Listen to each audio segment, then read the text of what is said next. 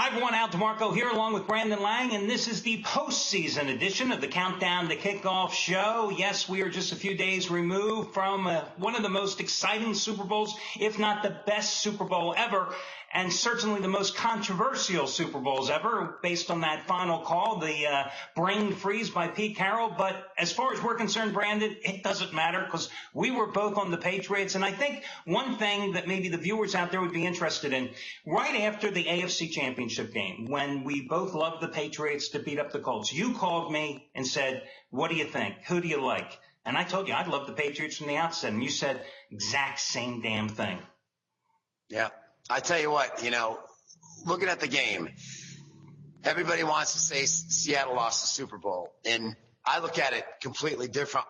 New England should have blew them out. And when your quarterback, Tom Brady, goes 38 of 50 for 320 yards, 11 of 13 in the fourth quarter for $125 and 4 touchdowns, they went up and down the field on them. If you look at Seattle offensively, they had the one Hail Mary pass on the first touchdown drive of the second quarter, 2 defensive breakdowns on the second touchdown drive at the end of the half. And then in the third quarter, the only conventional drive they had was the field goal drive. And then the fourth touchdown or the third touchdown was the Brady interception. So they really didn't, on the whole scheme of things, as you and I handicapped, didn't do much offensively like New England did.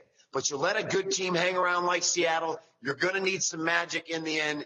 And who better for Bill Belichick to coach up an undrafted free agent rookie out of West Alabama, who the Patriots were on 2 years before in college. Again, just the genius of Bill Belichick. I mean, listen, at the end of the game, if you won with New England, there is no right side or wrong side. If you won with New England, you're extremely fortunate. And if you lost with Seattle, it was one of those things. I mean, you were 20 seconds, 1 yard, and maybe one play away, if that play had been Marshawn Lynch running into the end zone. Certainly an interesting game, and it certainly deserved to set all types of television records because it was entertaining. But I'm with you. I mean, when you think about the Brady interception in the red zone in the first half, late in the second quarter, I mean, that was an easy 7 points that the Patriots left on the field. And if it wasn't for 2 bad breakdowns by the New England secondary that allowed long passes and an incredible juggling catch there by Matthews, the CFL import, no catches in the regular season, and he almost was on the verge of having one of the greatest catches if he had just gone another yard and gotten up and gone into the end zone. I mean, it was one of those fluky plays, and yet at the end of the day, they don't give you any less money when you go cash out the winning ticket, as we found out on the Patriots, because you were lucky. You were fortunate that Pete Carroll just had one of the dumbest play calls ever in the history of maybe football. The hell with the Super Bowl, ever in football. I don't ever remember seeing a game end on such a boneheaded play in any sport, in such a dramatic fashion with the national title at stake. I had the good fortune of watching the game with our CEO, Steve Buden. And Steve and I are sitting there, and when Lynch went for 4 yards on first down, I'm yelling to call timeout for New England to save some time for Brady, because I'm saying to myself, there is no way we're stopping Marshawn Lynch from the 1 yard line. And yet Belichick didn't call timeout, let the clock run, got inside 40, 35, 34, and then they're scrambling. And then I read online yesterday why Belichick didn't call timeout. See, at second down and 1 from the 1 yard line, Seattle only had 1 timeout. If they run it there with 34 seconds on the clock and don't get it, they've got to use that last timeout. Well, now you're essentially saying on 3rd and 1 with 30 seconds to go, if you run it there, you don't have time to get your field goal unit on the field, field goal unit off the field. So you're essentially announcing to the world by running it on second down and not getting it that the 3rd down play is a pass play. So by Belichick not calling timeout, he forced the Seahawks' hand into calling a pass. If it's incomplete, now on 3rd down, you can run it, use that last timeout, and decide what you're going to do on 4th down. The genius of Bill Belichick, foreseeing all that. His coordinators telling him to call timeout, and he says, no, let's let this play out. Let's call a base defense for goal line. Let's look if they're going to run that slant pattern. And as I said, what a play by an undrafted rookie to get the job done. The genius of Bill Belichick, and for us, paid off at the ticket window. Well, and the announcers, I believe it was Al Michaels and Chris Collinsworth, they're debating whether or not the Patriots should just let Seattle get the quick score because then they'll have some time left on the clock. I mean, astronomical odds against you then taking the kickoff, taking the touchback because you don't want to have any time go off the clock, and 2 long Hail Mary passes of getting in position to get the game time field goal. Then at that point, if Seattle had scored, to go for overtime. I mean, percentage-wise, it was the wise move, because if you allow them to score, you remove all possibilities of a fumble, an interception, as we saw. I mean, 3 things are going to happen. You're going to fumble, you're going to have an interception, or you're going to go ahead and score. So, I mean, in essence, as handicappers and guys that deal with odds all day long, I'm sitting here going, why would you let somebody go ahead and score? There's 20 seconds. Ain't nothing you're going to do in 20 seconds getting the ball back in the Super Bowl. You know, we're watching that last drive by the New England Patriots, and we had a lot of good prop bets, you and I. We had some great ones. Some didn't come in, but I remember sitting here talking to you on our video last week, and I said it wouldn't surprise me if the game went to overtime. What a great call that would have been had New England kicked a field goal and we got to overtime. But I had the coin toss. I think you went heads, I went tails.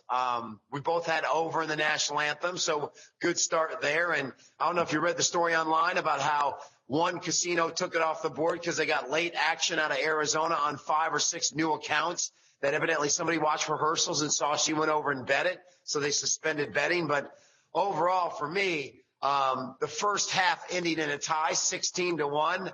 As disappointed as I was giving up the score, you're still happy you got the 16-1. But overall, I think Russell Wilson under 220 passing yards. He went over that.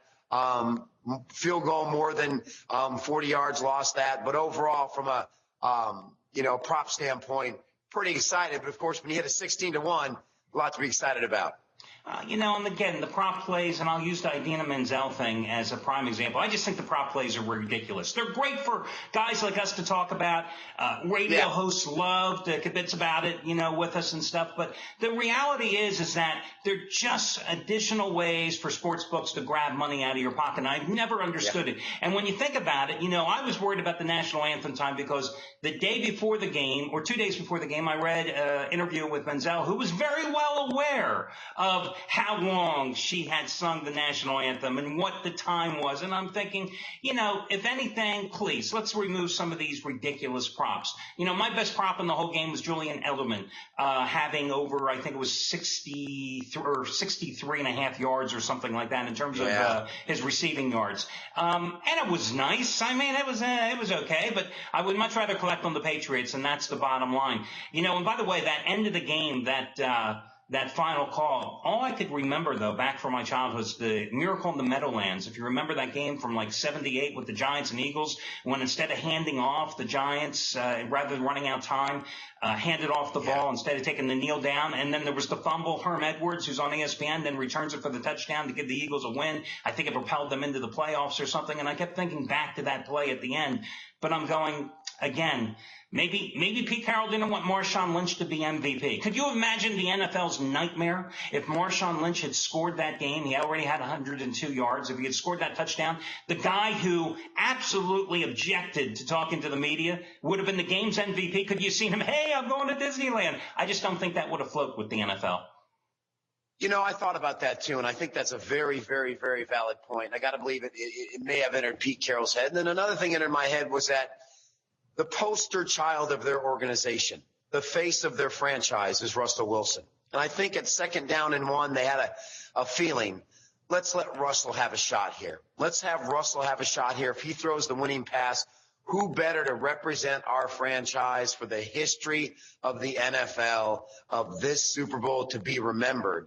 And I truly believe that the last thing they ever thought on the face of the planet Earth, that Russell Wilson would throw a pick there. And it's something they're going to have to live with for a very long time and be second guessed for a very long time. But again, for me and you, to have New England come through, to have that great taste in our mouth that we get to celebrate for an entire year, knowing that we were on the right side of the game and got the break we needed, it feels a whole lot better being on the winning side than it is the losing side. And that's the bottom line. There is no better taste in winning in this business. Hey, one more thing. Listen, I just wanted to get your opinion. On Monday's video report post Super Bowl on my own website, I went ahead and I said, I don't care if you happen to be a salesman in a 4-person realty office, if you happen to be an account executive in a Fortune 500 firm, or if you happen to be a player in any professional or collegiate sport. You've got to have 100% faith and confidence in your office manager, in your CEO, and your coach or manager. And you saw some of the players, as NBC and some of the other networks and reporters and stuff tweeted after the game, having disparaging remarks about their coach, their team, their play call in essence. And of course, anybody that commented on the call was directly commenting on Pete Carroll's, play call period. And you got to wonder about this team. You've got all these months till you get to the OTAs, all these months till you get the exhibition football, a year until maybe you get back to the playoffs again. It's so easy to lose a locker room. And as a former reporter, I've been in locker rooms. I've seen how teams can quit on guys. I'm not saying they're going to quit on him, but in the back of their minds, there's now that seated doubt with, if they're in another big situation, is our guy going to call the right play? What's going on? I just wonder about the total confidence factor that they have in Pete Carroll anymore. I heard Willie McGinnis on NFL Network talk about, and it was Willie McGinnis and Heath Evans. And Heath Evans, who had played for New England, and he was on the 18-0 team that lost to the Giants. And in the locker room after the game, they came up and emotions are high. You just lost a game. And he said, you know what? We threw no one under the bus. We said nothing negative about our coach, nothing negative about our team. He said, that's the Patriot way. That's the Patriot way. You're taught that, you keep it in-house. You don't share. And I think what we learned about Seattle is that they're sore losers, that all the popping off and all the interviews and everything about their team, it's great. Richard Sherman when they're winning, and Baldwin after the win against Green Bay, nobody believed in us and all that. But at the end of the day, they didn't know how. They knew how to win. They knew how to pop off and win, but they didn't know how to lose. And I couldn't agree with you more that if people don't think that the ramifications of this kind of loss and the way they lost is going to tear this team apart, it's going to hurt. And going forward, they may be okay and they may win games and they may have a great season, but I truly believe they're not going to be the Seattle team from this year. I think that you're going to have some pretty heavy emotional rebuilding with the questions of not running Marshawn Lynch and then having to answer why. You think Green Bay has to live with the loss to Seattle with the way they lost for the rest of their life. That was a conference championship game. You lose a Super Bowl of this magnitude, it's going to stay with you till you go into your grave. And that's something Pete Carroll and Bevel and the whole organization is going to have to live with, especially with how high of an intensity and a personality that this team has with beast mode, with the Skittles, with their attitude. And now it's crumbled. Tough rebuilding for this organization. Well, and karma's also a bitch, and it's interesting how karma played out in the postseason. You have the Cowboys, who should have advanced if not for the penalty, so Green Bay gets the break. Green Bay then, of course, has the epic collapse and watches Seattle win in overtime. Seattle, of course, benefits from Green Bay's epic collapse and gets its comeuppance in the Super Bowl. Karma is an amazing thing, and I've always said that you're never going to have enough positive karma, but ultimately it does come back to bite you in the ass, and sometimes it does. The other thing about the Seattle team, listen, I've said all season long, and I think I mentioned to you as well, I thought the Seattle defense was a fraud. Oh, they were a good defense, especially against the run. But, when they lost their two top pass rushers, I think one left the team via free agency, Clemens, and went to Jacksonville maybe, and then the other guy left, either was traded or free agency as well before they started the season. They did not have that fearsome pass rush that they had a year ago. They couldn't generate any pressure other than Bennett on Brady all day long. And Josh McDaniels, I thought it was a great game plan, just constantly taking what the Seattle defense was going to give you, go to the short underneath passes, and then eventually open it up for Brady to air it out, for example, on the Gronkowski touchdown pass.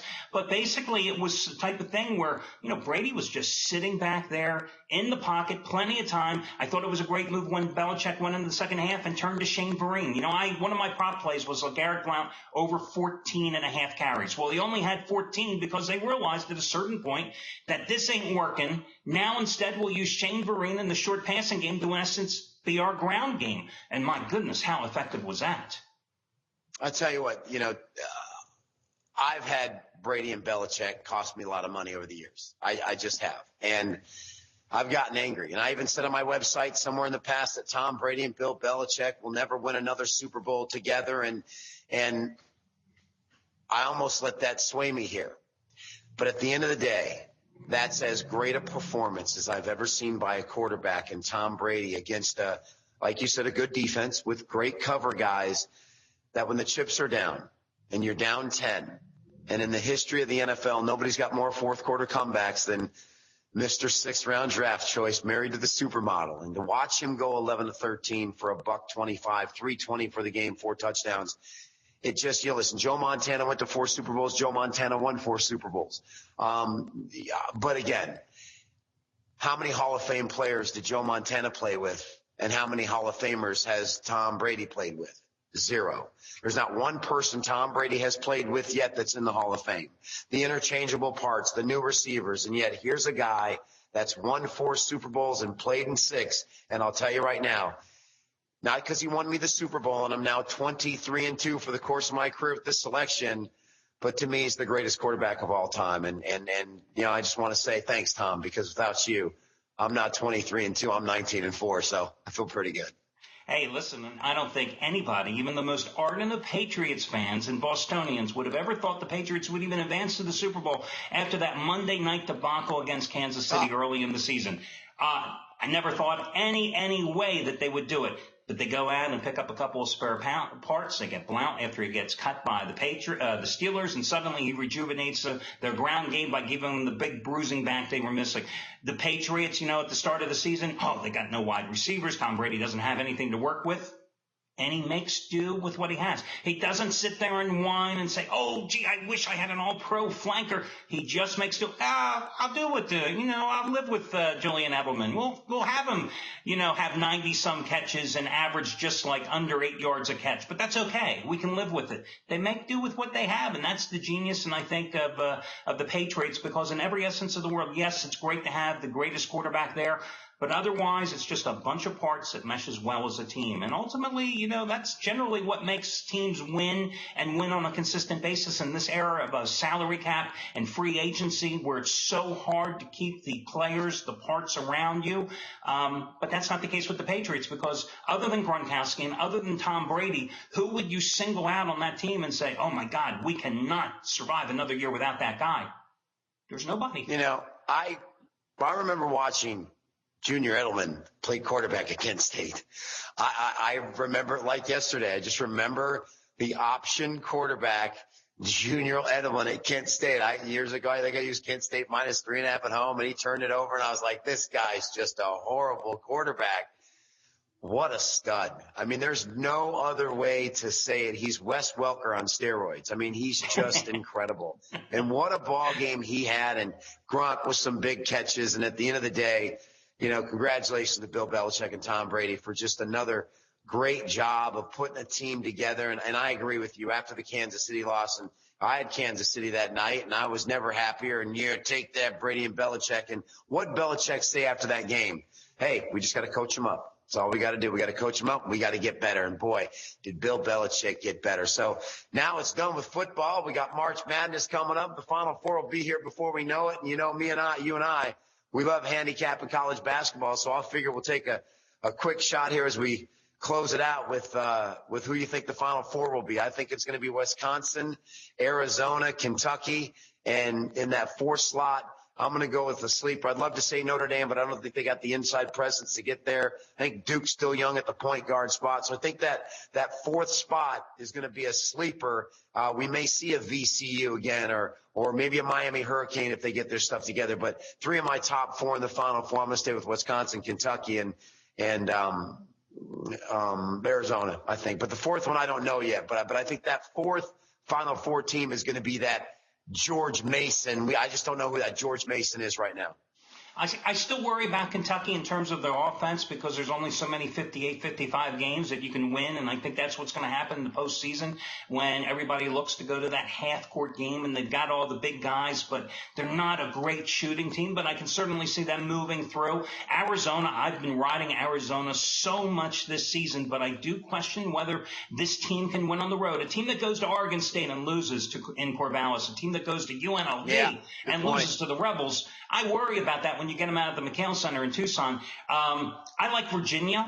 I think Virginia, ultimately a team that has enough offense, a good shooting team, even though you don't see it, a team that scores like 70, 80 points a game. They're a good percentage team from field goal range and just a lockdown defense. Wisconsin, when you have the big man with Kaminsky, that's good. I think a sleeper is going to be Gonzaga. Listen, they won their big game. Matter of fact, I just had Gonzaga this past Saturday, minus 17.5, and they beat Memphis, an overrated team, by 18 at home. That was their last big game of the entire season. They got nobody else other than closing with BYU at home. So to me, you've lost by 3 points to Arizona. You're going to lock up a number 1 seed. And that is a very good team with Sabonis down low. They've got 2 big men. They're much more athletic team than Mark Few has ever had probably in his history there. Strong backcourt. I think they could be even though this is a team that's been a perennial postseason contender, that would be my sleeper team along with Virginia to round out the brackets. Yeah, I like that. I forgot about Virginia. They were my free pick winner on Monday night over North Carolina to bounce back, and I'm sort of angry I didn't use them as a paid play. But you're right, Gonzaga. I kind of slept on them out there on the West Coast. So, and I'm a big fan of Virginia. So that's a good call, fantastic call by my man there. So, it's all about basketball now. So let's get after it and let's keep this winning streak going.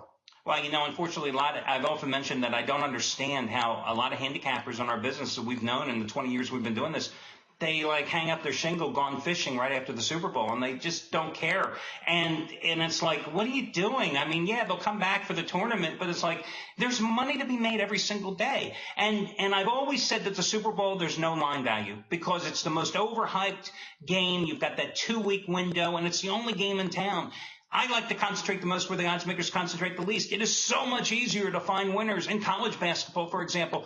Any given night when you have 15 to 40 games being played, and on the tournament in the first week when, you have all these games plus the NIT, the CBI, and the CIT, there's so many winners out there in soft numbers, and that's how me and you make money. Yeah, I've built up this winning streak going for 4 straight winning weeks this week and 16 of the last 21, and obviously – to win, 3 straight weeks, you got to win in basketball, and you got to win Tuesday, Wednesday, Thursday, Friday, and build that bankroll and continue to win in basketball. And I've been on a great underdog roll, and I agree with you 100%. You have so many little mismatches every night to just find. There's golden nuggets there. I always get excited for the February leading up to March Madness with the conference tournaments. We got about 3 more weeks of regular season college basketball, and then we're into March. Next, NBA playoffs, and blink your eyes, we're handicapping football next year. So we'll come back to a March Madness show. But for the meantime, I'm gonna enjoy this New England Patriot for a while, buddy, because that was a big one. Absolutely. I hear you. Okay, guys, that'll be the last official edition of the Countdown to Kickoff show until next year. I don't know what we'll call our March Madness show, but we'll come up with some catchy title for you. And, of course, we'll be talking about setting up brackets. Remember, come tournament time, all the handicappers, Brandon and myself as well, we'll have all our brackets here on the site for you to download. And I often tell guys, the advantage that we have when it comes to doing brackets, unlike the most writers out there, unlike most media guys, unlike most casual fans, is that we're not casual fans. That is handicappers, that we're constantly looking at the Horizon League, the Big West, the West Coast Conference. We're well versed on those teams from Conference USA, the at-large qualifiers that get in, the small-time conferences that get in from Ohio Valley. We've seen these teams, and we have a background on these teams and a knowledge. We don't have to go, let's go to Yahoo and do a search here for Texas Arlington. Yeah. And that gives us an inherent advantage when it comes to doing brackets. Absolutely. And, I don't know if we'll win $1 million. I'm sure Buffett's going to do it again, get everybody excited. But we'll get you through the Final Four and guide you through it. And there's a lot of money to be made in March Madness in the conference tournament. So stay right here, everybody, and we'll make you some money. Okay, guys, for Brandon Lang, Al DeMarco here, and we will catch you in just a few weeks for March Madness and again next season every single week with the Countdown to Kickoff show.